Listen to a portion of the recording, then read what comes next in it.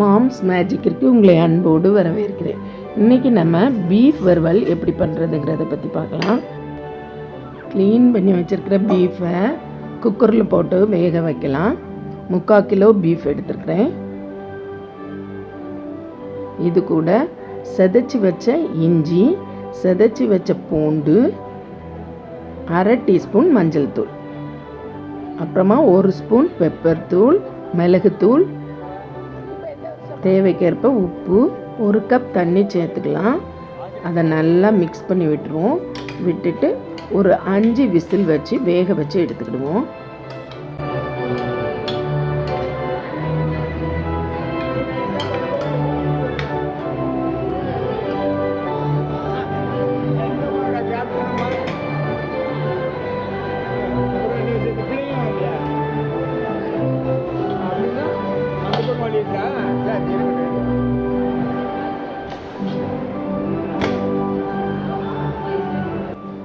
Beef நல்லா வந்துட்டு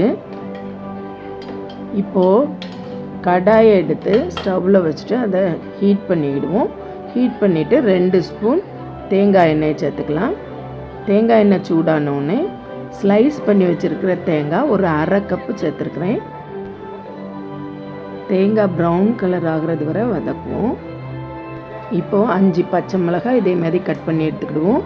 அதே மாதிரி 5 வத்தல், அதையும் இதே மாதிரி கட் பண்ணிவிட்டு இதை சேர்த்துக்கலாம். 2யும் சேர்த்து நல்லா வதக்குவோம். 1 நிமிஷம் போல் வதக்கினா போதும். இப்போ கறிவேப்பிலை அதையும் சேர்த்துக்கலாம்.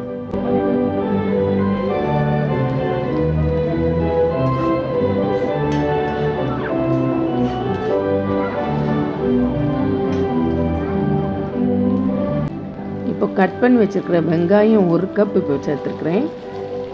வெங்காயத்தோட கலர் சேஞ்ச் ஆகிறது வரை வதக்குவோம்.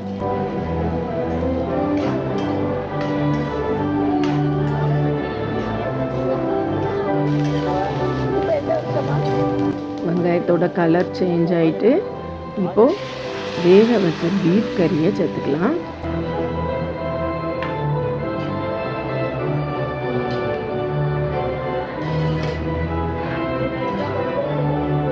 இப்போ பீஃப் கறியை மூடி வச்சு வேக விடுவோம். அது வேகட்டும். இடையில இந்த 10 வத்தல் எடுத்துருக்கிறேன். இந்த வத்தலை மிக்சியில் அரைச்சி எடுத்துக்கலாம்.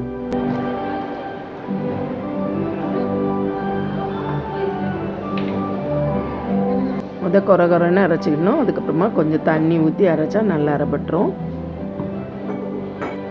இப்போ நல்லா அரைப்பட்டுட்டு இதை இந்த பீஃப் கறி கூட சேர்த்துக்கலாம். நம்ம ஏற்கனவே கறியை வேக வைக்கும்போது மிளகுத்தூள் சேர்த்துருக்குறோம். அதே மாதிரி பச்சை மிளகாயும் சேர்த்துருக்குறோம், காஞ்ச வத்தலும் சேர்த்துருக்குறோம். இது கூட 2 ஸ்பூன் மல்லித்தூளையும் சேர்த்துருக்குறேன்.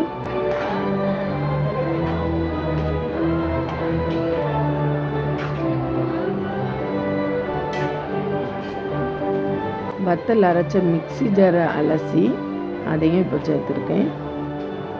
இவ்வளோ தண்ணி போதும்.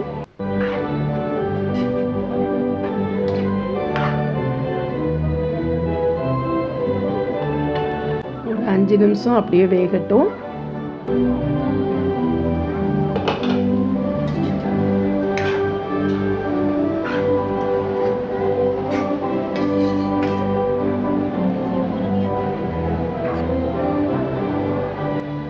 கரம் மசாலாவை இப்போ சேர்த்துக்கலாம்.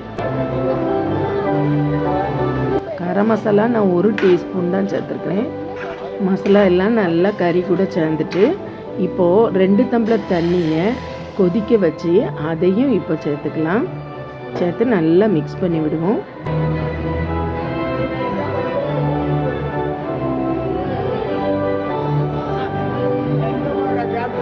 மசாலாலாம் கொதிக்க ஆரம்பிச்சிட்டு இப்போ இதை மூடி வச்சு தீயை சிம்மில் வச்சு ஒரு 3 நிமிஷம் அப்படியே விடுவோம்.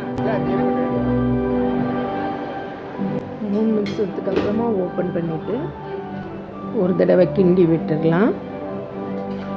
இப்போ பீஃப் வறுவல் ரெடி ஆயிட்டு.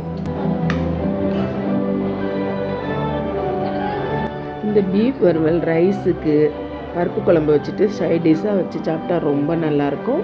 நம்ம சப்பாத்திக்கும் வச்சு சாப்பிடலாம். உங்களுக்கு இந்த பீஃப் வறுவல் பிடிச்சிருந்ததுன்னா லைக் பண்ணுங்கள், ஷேர் பண்ணுங்கள், கமெண்ட் பண்ணுங்கள். மாம்ஸ் மேஜிக் சேனலை சப்ஸ்கிரைப் பண்ணுங்கள்.